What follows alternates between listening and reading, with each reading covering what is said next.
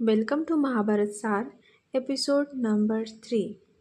श्रीकृष्णाने शस्त्र का उचललं नाही? महाभारताच्या युद्धात सर्वात शक्तिशाली कोण होतं माहिती आहे का?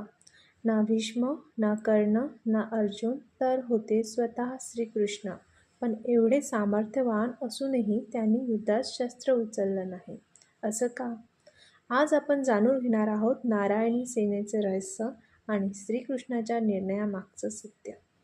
महाभारत युद्ध ठरण्याआधी कौरव आणि पांडव दोघांनाही माहीत होतं श्रीकृष्ण ज्या बाजूला असतील विजय तिकडे असेल.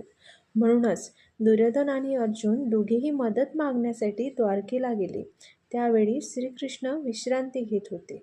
दुर्योधन आधी पोहोचला आणि जाऊन श्रीकृष्णाच्या डोक्याजवळ बसला. त्याला वाटलं, मी आधी आलोय, मदत मला मिळेल. थोड्या वेळाने अर्जुन आला. तो नम्रतेने श्रीकृष्णाच्या चरणाजवळ उभा राहिला. श्रीकृष्ण जागे झाले. त्यांनी पाहिले, अर्जुनाला पाहिलं. नंतर दुर्योधनाकडे पाहिलं. दोघांनी मदत मागितली. श्रीकृष्ण हसून म्हणाले, मी 2 पर्याय देतो. पहिला, माझी प्रचंड नारायणी सेना, आणि दुसरा, मी स्वतः, पण शस्त्र धरणार नाही. दुर्योधन मनातच खुश झाला. त्याला वाटलं, शस्त्र न उचलणारा कृष्ण कशाला?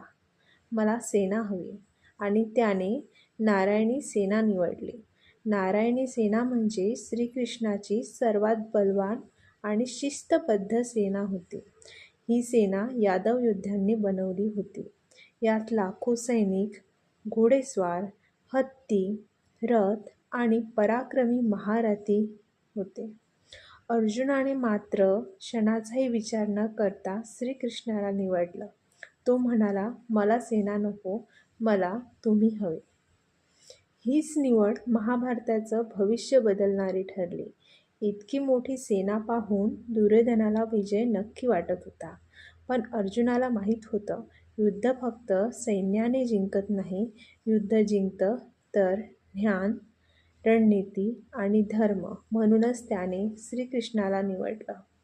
श्रीकृष्ण अर्जुनाचे सारथी बनले आणि युद्धभूमीवर जेव्हा अर्जुन खचला तेव्हा श्रीकृष्णाने दिलं श्रीमद्भगवद्गीतेचं अमर ज्ञान.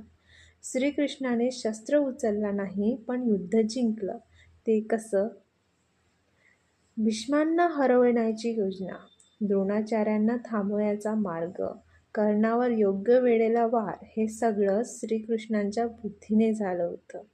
महाभारतात आपल्याला शिकवतं, प्रत्येक युद्ध तलवारीने जिंकायचं नसतं. काही युद्ध संयमाने, बुद्धीने आणि सत्याने जिंकली जातात. म्हणूनच श्रीकृष्णाने स्वतः शस्त्र उचललं नाही. दुर्योधनाने श्रीकृष्णाकडे जाऊन सेना मागितली आणि अर्जुनाने मागितलं स्वतः श्रीकृष्णाला. याचा अर्थ काय? दुर्योधनाने निवडली बाहेरची ताकद आणि अर्जुनाने निवडले योग्य मार्गदर्शन.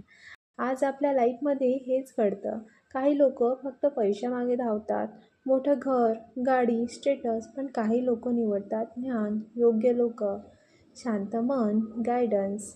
लक्षात ठेवा, सेना जिंकू शकते युद्ध, पण योग्य मार्गदर्शक जिंकवतं आयुष्य.